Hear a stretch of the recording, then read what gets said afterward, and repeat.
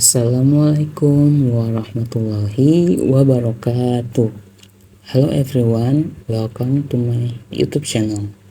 Pada video kali ini, aku akan membahas mengenai Ma'rifatul Insan atau Ta'rif Al-Insan menggunakan metode analisis SWOT. Nah, apa sih yang dimaksud dengan Ma'rifatul Insan atau Ta'rif Al-Insan ini? Ma'rifatul Insan merupakan metode mengenal manusia atau diri kita sendiri di dalam Islam. Ma'rifat yang berarti mengenal dan insan yang berarti manusia atau diri kita sendiri. Jadi Ma'rifatul Insan ini adalah sebuah proses mengenali dan memahami penciptaan manusia oleh Allah Subhanahu wa taala, yang mana manusia adalah makhluk yang paling sempurna di antara makhluk lainnya. Manusia, makhluk ciptaan Allah yang paling sempurna, dikaruniai potensi yang luar biasa untuk mengenal diri sendiri dan hakikat kehidupannya.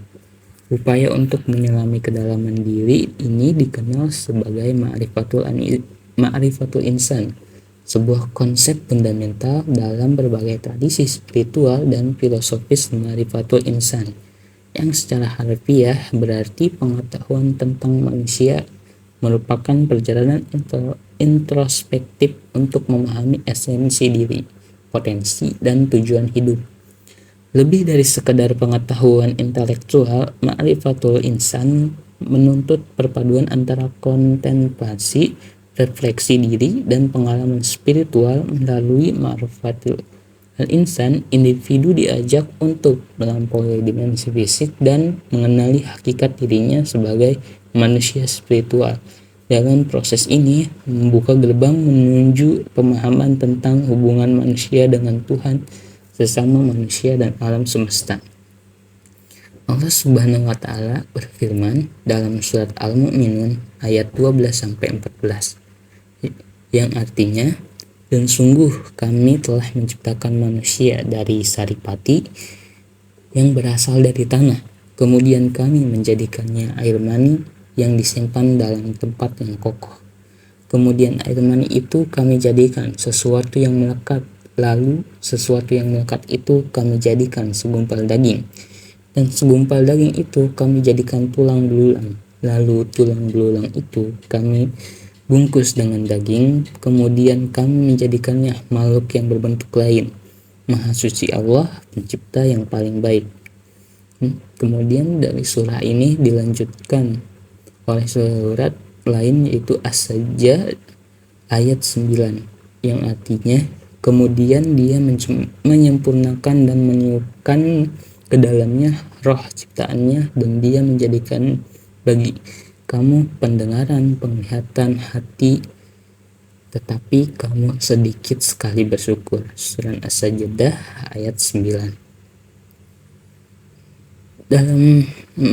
Dalam Islam, Ma'rifatul Insan juga terikat dengan konsep Ma'rifatullah, yaitu mengenal Allah. Dalam konteks ini, nah Allah berarti mencintai dan meletakkan Allah di kedudukan yang paling tinggi di antara hal-hal yang lain. Ma'rifatul Insan membuka jalan untuk menjalankan syariat Islam dengan benar. Bagaimana mungkin kita menjalankan ibadah dengan optimal jika kita tidak memahami diri sendiri? Lebih dari itu, mengenal diri membantu kita untuk meningkatkan kualitas hidup kita, dapat mengoptimalkan potensi, menjalin hubungan yang harmonis, dan mencapai kebahagiaan sejati. Melalui Ma'rifatul Insan, kita membangun karakter mulia seperti kesabaran, rasa syukur, dan kerendahan hati. Kita memahami diri sebagai makhluk yang lemah dan penuh kekurangan, sehingga lebih mudah untuk mensyukuri nikmat Allah Subhanahu wa taala dan menerima kekurangan diri dengan lapang dada. Nah, lalu bagaimana sih cara mengenal diri itu? Kita bisa menggunakan metode analisis SWOT, teman-teman. Analisis SWOT ini sebenarnya sering digunakan dalam perencanaan strategis untuk memulai suatu bisnis, tapi bisa juga untuk dilakukan sebagai individu. Nah, SWOT itu menilai kekuatan atau strengths, kelemahan, weakness, peluang, opportunities, dan ancaman threat. Meskipun metode ini sering diterapkan dalam konteks bisnis atau organisasi, analisis SWOT juga sangat berguna untuk individu dalam mengembangkan pemahaman diri dan perencanaan pribadi.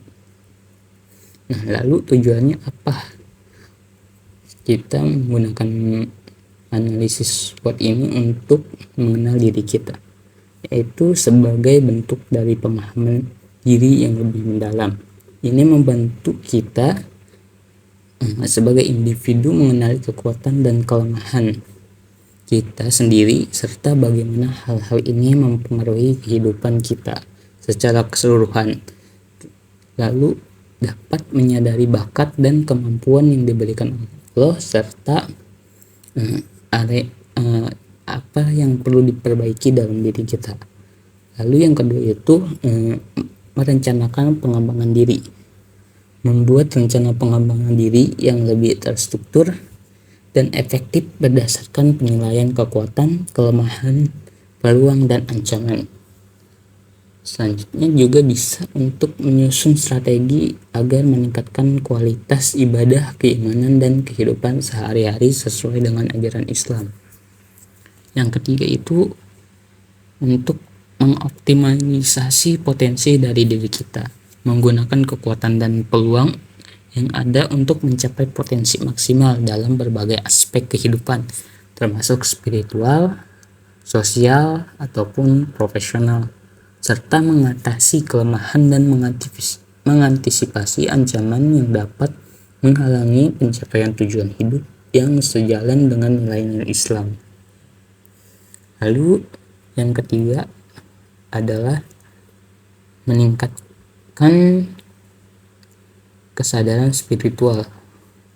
Teman-teman. Yang keempat yaitu meningkatkan kesadaran spiritual, yaitu membantu kita untuk lebih sadar akan hubungan kita dengan Allah, mengenali apa yang perlu kita perbaiki dalam praktik ibadah serta ketaatan kepada Allah Subhanahu wa taala, serta menyadari pentingnya meningkatkan hubungan dengan sesama manusia sebagai bagian dari pengembangan diri yang holistik dalam Islam.